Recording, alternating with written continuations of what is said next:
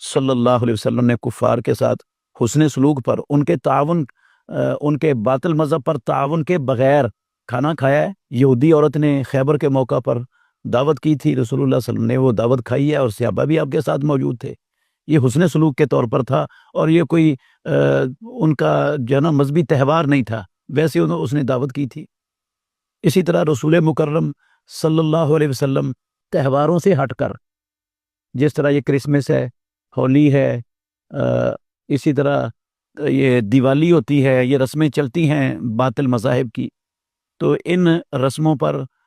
मुबारकबादें देना,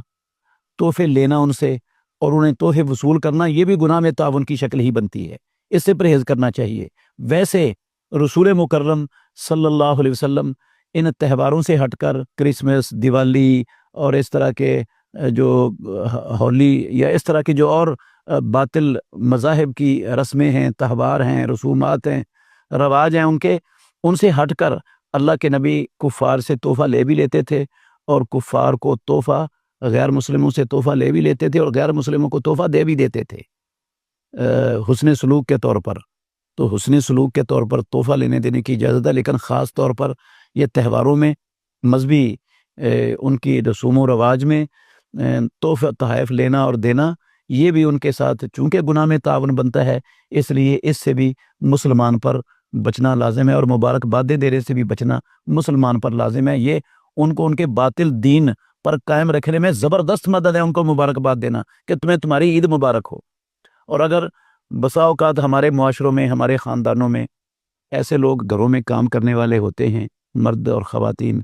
तो वो कहते हैं हमारी ईद है, हमें तोहफ़ा दो, तो ऐसे में इन लोगों से माज़रत कर लेनी चाहिए कि हम त्योहारों पर, तुम्हारे मजहबी त्योहारों पर, चूँकि ये बातिल मज़हब है, बातिल दीन है, तो इसलिए हम जो है ना इसमें तुम्हारी मदद नहीं कर सकते, हमारी माज़रत है, माज़रत कर लेनी चाहिए। हाँ, अगर आप उनको इस्लाम की दावत देते हैं और वो आपकी दावत को सुनते हैं और आपको गालिब घुमाने के ये इस्लाम कबूल कर लेंगे और बचा लेंगे अपने आप को, जहन्नुम से बच जाएंगे, तो फिर उनके साथ हुस्न सलूक जारी रखें, लेकिन ऐसी मजहबी त्योहारों में, रस्मों में जो है ना उनका साथ किसी किस्म का ताउन मत करें। अलबत्ता अगर उन्होंने कोई खाना त्योहारों से हटकर गैरुल्लाह के नाम का, बुत के नाम का दिया है, तो वो खाना भी जायज़ और हलाल नहीं है, क्योंकि अल्लाह रब्बुल आलमीन ने फरमाया वमा उहिल्ला बिही लिगैरिल्लाह, जिस खाने को गैरुल्लाह के नाम से कर दिया जाए वो खाना भी हराम है, उस को इस्तेमाल करने की भी मुसलमान के लिए गुंजाइश नहीं है। अल्लाह ताला हमें समझने की और अमल करने की तौफीक अता फरमाए।